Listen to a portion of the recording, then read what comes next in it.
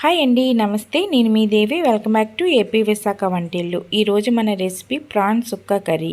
ఈ prawn sukka curry అనేది Mangaluru style అండి. మనం ఇప్పుడు జనరల్గా రొయ్యల కర్రీ చేసుకుంటాం, కానీ ఇలా వెరైటీగా నేను చెప్పిన విధంగా మీరు చేసుకుంటే టేస్ట్ సూపర్గా ఉంటుంది. ఇది రైస్లో కానీ చపాతీలకు కానీ చాలా చాలా బాగుంటుంది. లేట్ చేయకుండా మనం ప్రిపరేషన్ ప్రాసెస్లోకి వెళ్ళిపోదాం.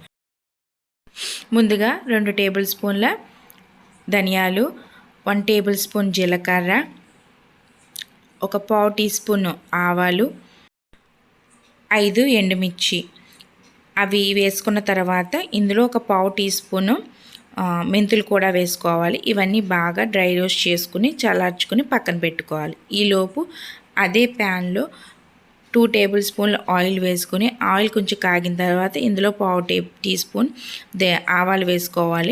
తర్వాత ఒక పచ్చిమిర్చి, తర్వాత ఒక ఉల్లిపాయ చిన్నగా తరిమిన పెద్ద ఉల్లిపాయ, 2 పెద్ద టమోటాలు చిన్నగా కట్ చేసినవి, అవి 2 వేసుకుని బాగా వేపేసుకోవాలి. ఇవి కొంచెం వేగిన తర్వాత 2 కరివేపాకు రెబ్బలు అవి కూడా వేసుకుని బాగా వేపుకోవాలి. ఈలోపు మనం నేను ఒక కప్పుతో తీసుకున్నాను. అది నియర్గా ఒక 200 గ్రామ్స్ ఉంటున్నాయి రొయ్యలు ఒలిచినవి, అవి శుభ్రంగా కట్ చేసినవి.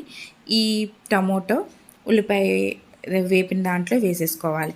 అవి కొంచెం వేగిన తర్వాత ఇందులో 1 స్పూన్ ఫుల్ మనం అల్లం వెల్లుల్లి పేస్ట్ వేసేసుకోవాలి. అది వేసుకున్న తర్వాత ఇన్ని కొంచెం బాగా కలుపుకోవాలి. కొంచెం సేపటికి మనకి ముక్క అనేది ఉడికినట్టు తెలుస్తుంది కదా, అప్పుడు ఇందులోకి మనం ఒక 1/2 స్పూను కారం అనేది ఎక్కువ వేయదు, మనం ఆల్రెడీ పచ్చిమిర్చి వేపుకున్నాం కాబట్టి తక్కువ పడుతుంది. తర్వాత పావు టీ స్పూను పసుపు, వాటర్ వేసేసుకొని మనం ఉడకబెట్టేసుకోవాలన్నమాట. ఇవి రొయ్యలు అనేవి మనకి కొంచెం ఉడికి వాటర్ అనేది దగ్గరికి ఇంకిన తర్వాత సాల్ట్ అనేది వేసేసుకోండి. సాల్ట్ నేను 1/2 స్పూన్ వేసుకున్నాను. తర్వాత మీరు రుచికి తగ్గట్టు చూసుకొని వేసుకోండి.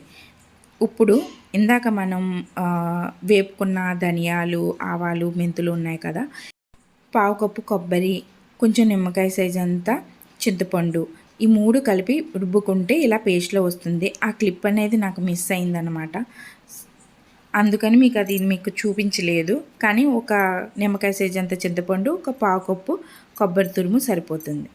ఈ పేస్ట్ వేసేసిన తర్వాత బాగా దగ్గరికి కలిపేసుకుని దగ్గరగా ఉడకబెట్టేసుకోవడమే. అంతేనండి. లాస్ట్లో కొత్తిమీర జల్లుకొని గార్నిష్ చేసేసుకోవడమే.